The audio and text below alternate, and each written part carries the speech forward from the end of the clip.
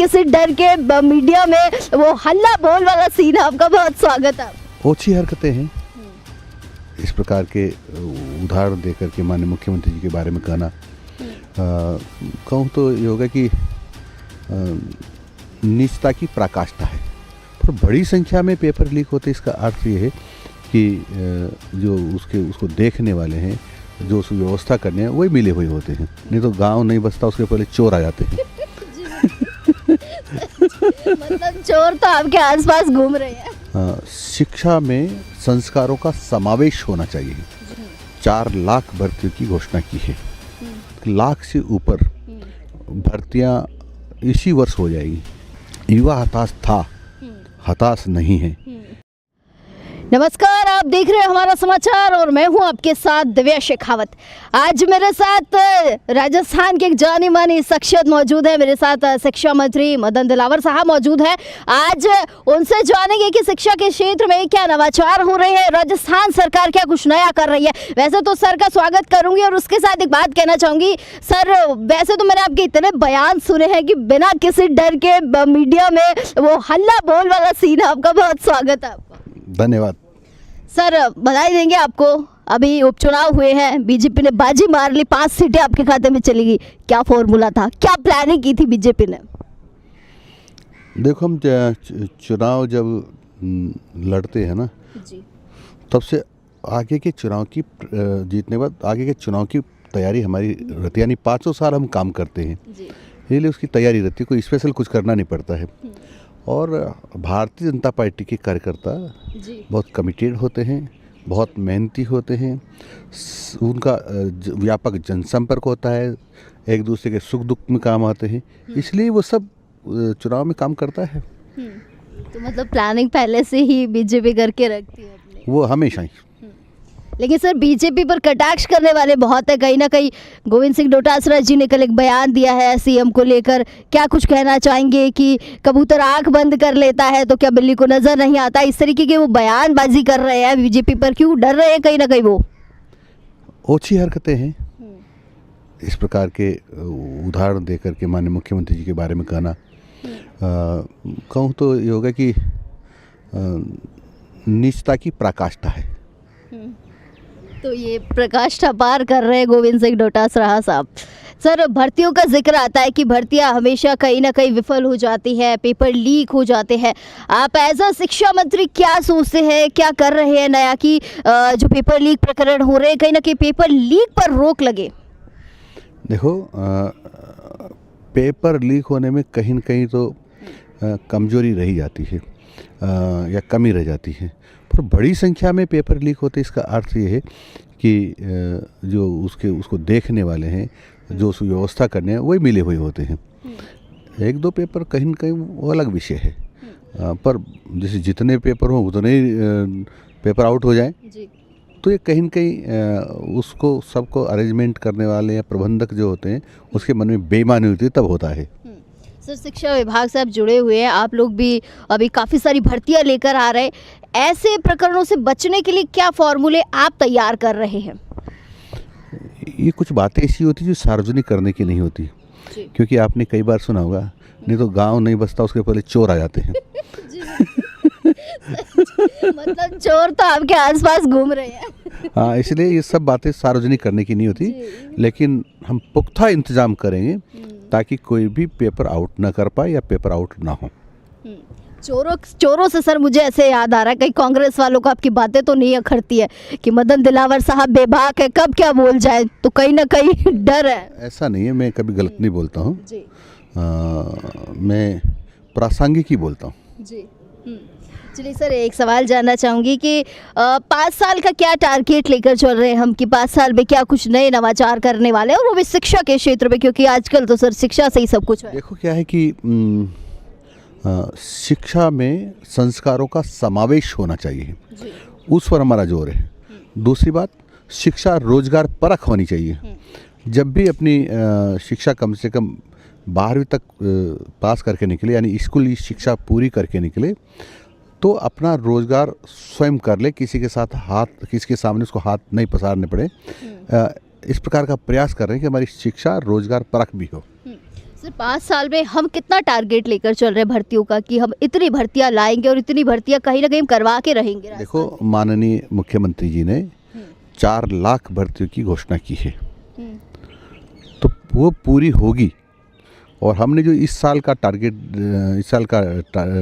था कि 80,000 होना चाहिए, यानी 5 साल में होता है तो 80,000 होना चाहिए। मेरा मानना है 1 लाख से ऊपर भर्तियां इसी वर्ष हो जाएगी, इसी वित्तीय वर्ष में। युवा बड़ा हताश घूम रहा है सर।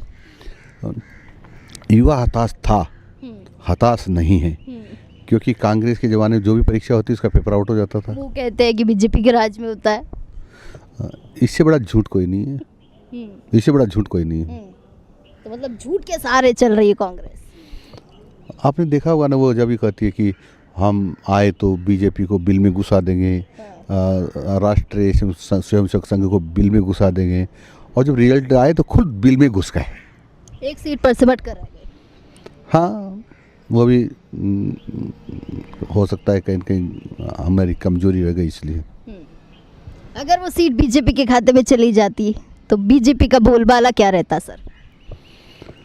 देखो, हमारी अभी भी सर्वाधिक सीटें हैं, बिल्कुल, और हमारे कार्यकर्ता में बहुत उत्साह है।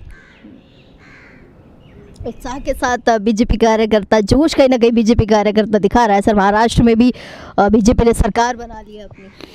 देखो, जो हमारी लोकसभा में सीटें कम हुई थी, उससे देश के मतदाताओं को काफ़ी निराशा हुई जी। कि कैसे गड़बड़ हो गया। अब सचेत हो गए, क्योंकि पिछली बार कुछ लोग वोट देने नहीं गए। वह जीत ही रही है, बीजेपी तो जीत रही है, अपन एक आदमी नहीं देंगे तब भी क्या होगा। लेकिन अब जनता सतर्क हो गई है, वो कहते हैं वोट देना ही पड़ेगा, क्योंकि बीजेपी को जिताना ही है। क्योंकि बीजेपी ही एक ऐसी पार्टी है जो राष्ट्र का सम्मान, राष्ट्र की सुरक्षा, सर्वांगीण विकास, यहाँ की जन सुरक्षा यही कर सकती है।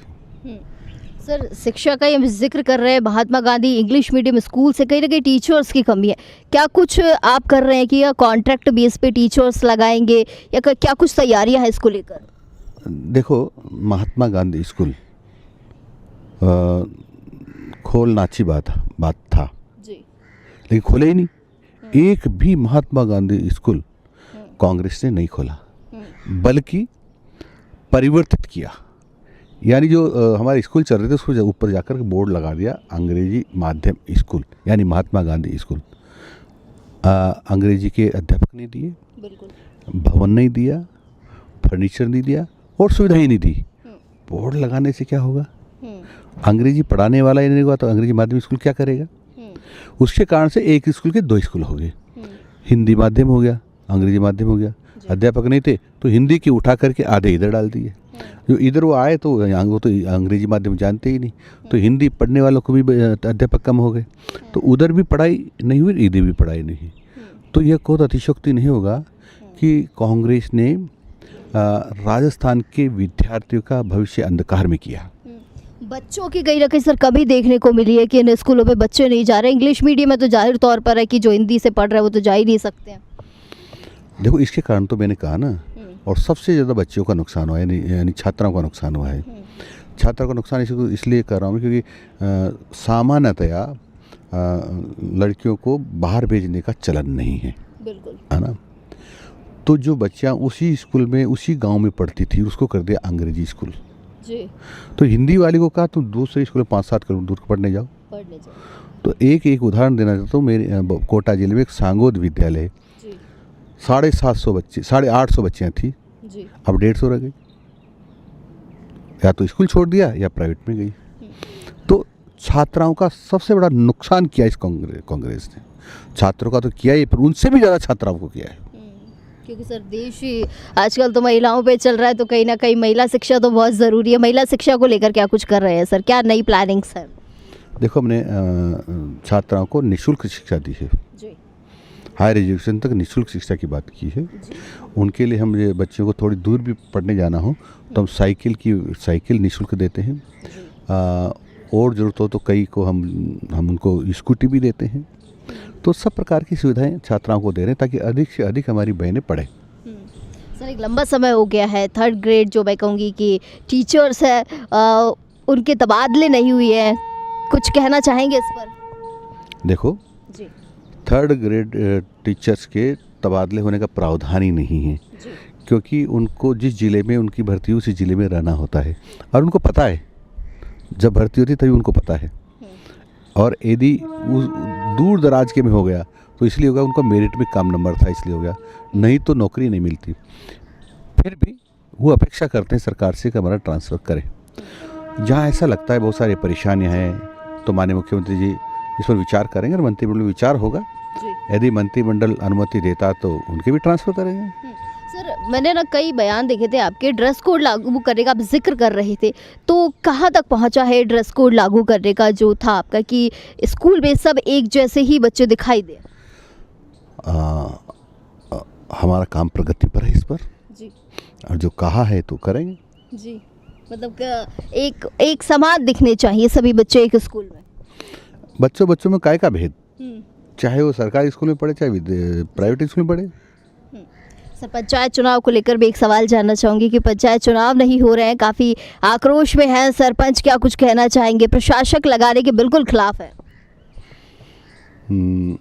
वो उनको पता है कि उनका आक्रोश गलत है, क्योंकि 5 साल के लिए चुने थे, उनका 5 साल पूरा हो रहा है। 5 साल के पहले कोई नहीं डर सकता उनको। एक आखिरी सवाल के साथ सर वार्ता को खत्म करेगी कि बीजेपी का अगले 5 साल में क्या कुछ नया विजन लेकर आ रही है? राजस्थान सरकार की बात कर लेते हैं, क्या कुछ नई चीज़ें लेकर आ रही है राजस्थान सरकार? राइजिंग राजस्थान राइज करेगा, लगातार राइज करेगा। और इसलिए आपने देखा होगा माननीय मुख्यमंत्री जी ने जो बजट पेश किया, जी तो बजट पेश से किया जब काफ़ी संतुलित बजट था, और उसके बाद जो उन्होंने प्रावधान किए उनकी तुरंत पालना हो, क्रियान्विति हो।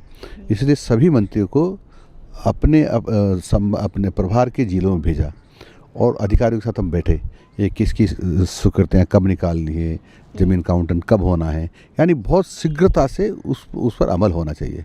तो समझ सकते हैं कि पहली बार ऐसा हुआ है। तो माननीय मुख्यमंत्री जी इस बारे में काफ़ी सक्रियता से और तेज़ गति से काम कर रहे हैं। सर, वार्ता को खत्म करने से पहले एक छोटा सा सवाल और पूछना चाहूँगी। साधु संत सड़कों पर आ गए हैं कि बांग्लादेश में साधु संतों की रक्षा नहीं हो रही है, कई दिनों से बाल मुकुंदाचार्य, या मैं कहूँगी कि साधु संत सड़कों पर हैं। देखो साधु संत ही नहीं है सड़कों पर, पूरा देश में इस बात का गुस्सा है कि जो बांग्लादेश में हिंदुओं पर अत्याचार हो रहे हैं वो ठीक नहीं है। और भारतीय जनता पार्टी की सरकार यानी केंद्र सरकार भी चिंतित इस बात से, और लगातार इसे प्रयास कर रही है कि वहाँ के हिंदुओं पर अत्याचार नहीं हो, यानी बंद होनी चाहिए। जी चलिए, बहुत शुक्रिया सर।